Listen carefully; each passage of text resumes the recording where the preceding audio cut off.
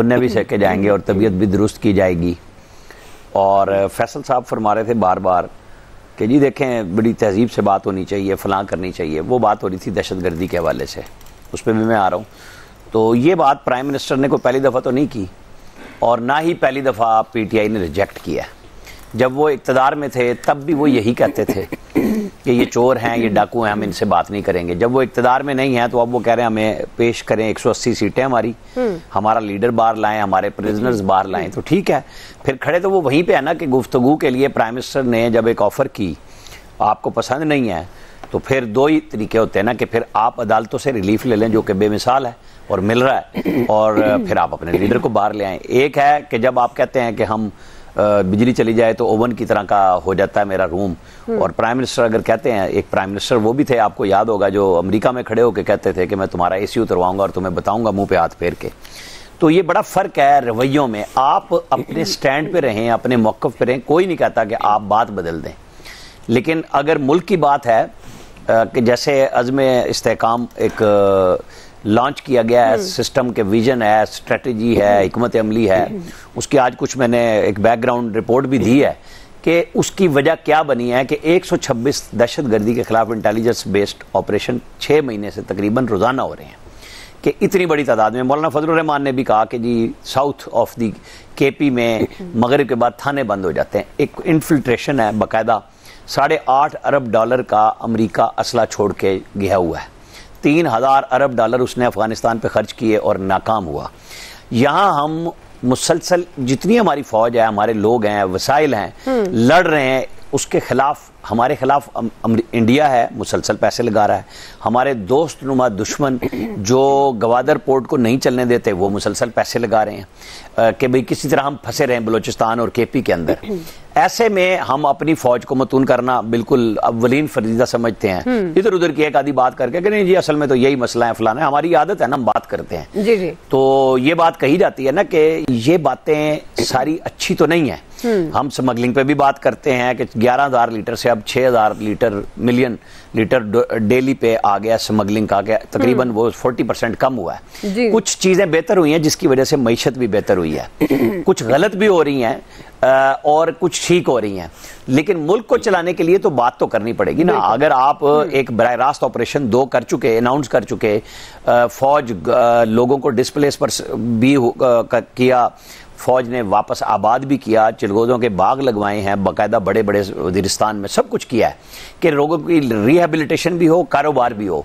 तो ये सब चीज़ें मिला के चलते हैं कि वो जो नवीद साहब काइनेटिक ऑपरेशन की बात करते हैं, मैं लफ्ज़ अगर ठीक यूज़ कर रहा हूँ, और एक नॉन काइनेटिक है, तो दोनों तरह से मिला के ही आपको काम करना है पाकिस्तान को चलाने के लिए। तो ऐसे में अगर प्राइम मिनिस्टर ने ये ऑफर किया है तो आज ये भी बात सामने आई कि 2021 में ये जो आज सारी अपोजिशन सवाए मौलाना फजलुर रहमान के, वो उस वक्त दूसरी साइड की अपोजिशन पे थे जो हुकूमत में थी, इन्होंने एपेक्स कमेटी में ही रिवाइज्ड नेशनल एक्शन प्लान किया था और उसके ऊपर अमल दरामद हुआ था। आज भी एक जो जिसको अब नाम दे दिया गया है अज़्म इस्तेहकाम, इस पे बड़ी बहस हो रही है कि वो चूंकि एक रिजॉल्व है कि इंटेलिजेंस बेस ऑपरेशन के साथ पूरे लोगों को भी साथ मिलाना है, इदारों को भी लगाना है, और जो कमी कोताही 2014 से लेकर शुरू हुआ और 21 में एक नया नेशनल एक्शन प्लान 14 नुकात का आया था, उसको ठीक करना है। तो फिर लोगों को एक नए अज़्म के साथ मिलाना भी है। अगर कोशिश होती है तो उसके साथ एफर्ट मिलानी चाहिए और उसमें हम सबका हिस्सा होना चाहिए कि हम अपने आप को फौज से आइसोलेट कर लें या फौज को दूसरी तरफ बोलना शुरू कर दें,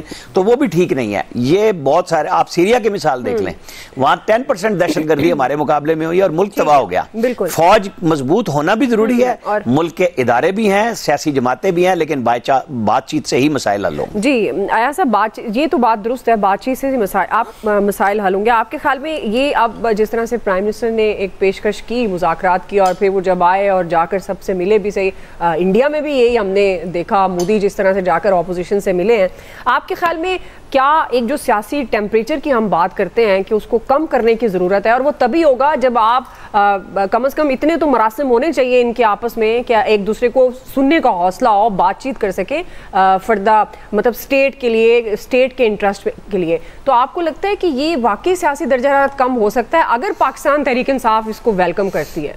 इंडिया की तो मिसाल ना ही दें तो बेहतर है। वहाँ तो आपको कोई एक आवाज़ भी नहीं आई होगी कि इलेक्शन में कोई धांधली हुई है। वो जाहिर है इलेक्शन कमीशन उनका इतना स्ट्रांग है कि वो जब इलेक्शन करा के रिजल्ट अनाउंस कर देता है तो सब उसको मान लेते हैं। चीज़ें हमारे सामने हैं, मतलब ये कह देना कि जी अब चूंकि मुल्की मफाद में इनको बात कर लेनी चाहिए, ये इतनी सादा और आसान चीज़ें नहीं हैं कि ये हमारे कहने से ये मुज़ाकरात कर लेंगे या चूंकि प्राइम मिनिस्टर साहब ने कह दिया on the floor of the house और उनको मान जाना चाहिए कि फौरन। वो कैसे मान सकते हैं, मुझे ये बताएं। उनका लीडर जेल में है और बेशुमार उनके लीडरान जेल में हैं, तो वो आपका क्या ख्याल है कि वो आराम से कह देंगे जी बस ठीक है आपने चूंकि कह दिया प्राइम मिनिस्टर साहब ने तो हम उसके लिए तैयार हैं? ये ऐसे नहीं होगा।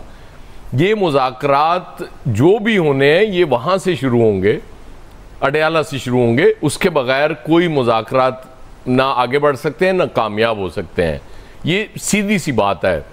और ये उनका मुतालबा कि जी हमारे पहले वो आप सीटें वापस करें, वो तो वापस करने का तो सीधा सीधा मतलब है ना कि फिर ये गवर्नमेंट है ही नहीं, एग्जिस्ट ही नहीं करती। क्योंकि मतलब हम उसको अल्फाज के वो उसमें छुपा के कुछ कहते रहे तो वो चीज़ें तो ऑब्वियस हैं, वो नज़र आ रही हैं जो हुआ है इलेक्शन डे पे और उसके बाद 2 दिन तक होता रहा।